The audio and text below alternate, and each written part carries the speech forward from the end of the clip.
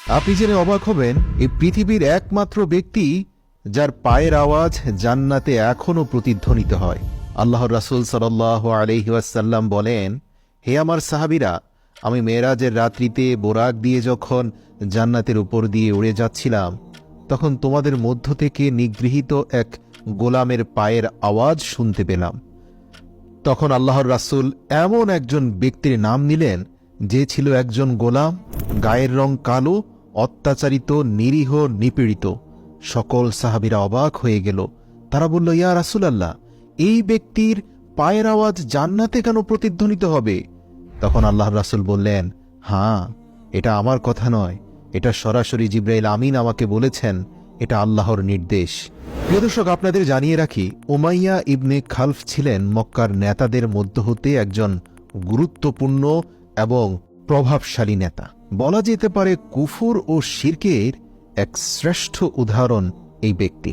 তৎকালীন সময়ে তাকে বলা হতো মুসলমানদের জন্য এক জীবন্ত শয়তান। একদিন সে জানতে পারল যে তার এক দাস মূর্তি পূজা করতে অস্বীকার করছে এবং অন্য কাউকে নিজের মাবুদ বানিয়েছে। সে তৎক্ষণাৎ তার সেই দাসকে ডেকে জিজ্ঞাসা করল, আমি শুনেছি তুমি অন্য কোনো দেবতার ইবাদত করছো, সত্যি করে বলো তুমি কার ইবাদত করো? গোলাম বলল, আমি মুহাম্মদ সাল্লাল্লাহু আলাইহি ওয়াসাল্লামের রবের ইবাদত করি। উমাইয়া ইবনে খালফ এ কথা শুনে রাগে লাল হয়ে গেলেন এবং বললেন, মুহাম্মদের রবের ইবাদত করার মানে হচ্ছে তুমি আমার পবিত্র মূর্তিসমূহের শত্রু হয়ে গেছ। ভালোই ভালোই সোজা পথে ফিরে এসো, নাইলে অপমানিত হয়ে মৃত্যুবরণ করবে।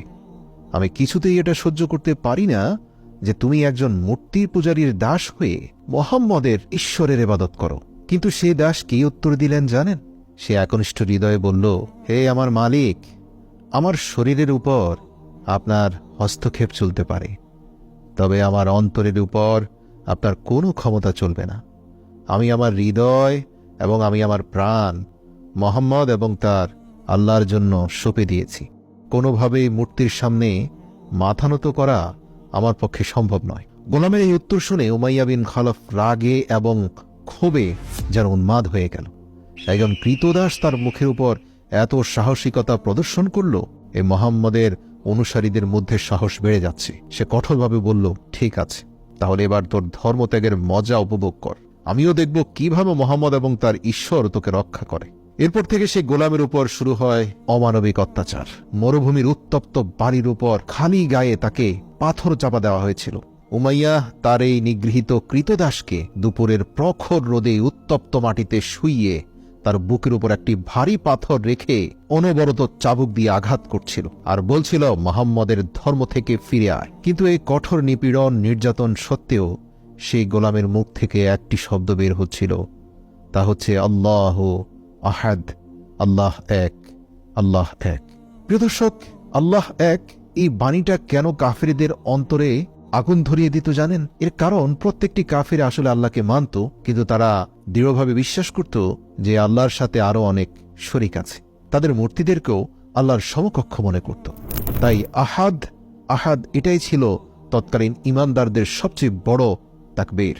যাই হোক, সেই গোলামের মুখ থেকে আল্লাহ আহাদ, আল্লাহ এক এবং অদ্বিতীয় এই কথা শুনে ক্ষিপ্ত হয়ে অত্যাচারের মাত্রা আরো বাড়িয়ে দিল। একবার তো উমাইয়া তার অত্যাচারের মাত্রা ছাড়িয়ে গেল। সে তার ক্রীতদাসকে পুরো একদিন সারা দিন সারা রাত ক্ষুধার্ত ও তৃষ্ণার্ত রেখে উত্তপ্ত বালির উপর শুইয়ে তার উপর কষ্টের স্টিম রোলার চালিয়ে দিল। কিন্তু তার এত অত্যাচার সত্ত্বেও সে তার দাসকে ৭০ দিন থেকে বিরত রাখতে পারেনি। অবশেষে ক্লান্ত হয়ে উমাইয়া মক্কার কিছু বদমাশ ছেলেপেলেদেরকে ডেকে আনল এবং তাদেরকে বলল, এই ক্রীতদাসকে এতটা যন্ত্রণা এবং কষ্ট দাও যাতে সে মুহাম্মদ এবং তার রবের নাম নিতেও ভুলে যায়। এই বদমাশ ছেলেরা উমাইয়ার সন্তুষ্টি লাভ করার জন্য সে অসহায় ক্রীতদাসকে অত্যন্ত বাজেভাবে মারধর করতে লাগল। তারা সেই গোলামের শরীর থেকে সমস্ত কাপড় খুলে নিল, শরীরে লোহার চাদর দিয়ে ঢেকে প্রখর রোদে দাঁড় করিয়ে রাখত। কিন্তু সে গোলামের মুখ থেকে আহাদ আহাদ ছাড়া আর কিছুই বের হতো না। আল্লাহু আকবার! চিন্তা করুন, আজ ইসলামের লেবাসধারীরা সব জায়গায় সম্মানিত হয়, উন্নতমানের খাবার এবং আহার পায়, ওয়াজ মাহফিলে মোটা অঙ্কের অর্থ পায়,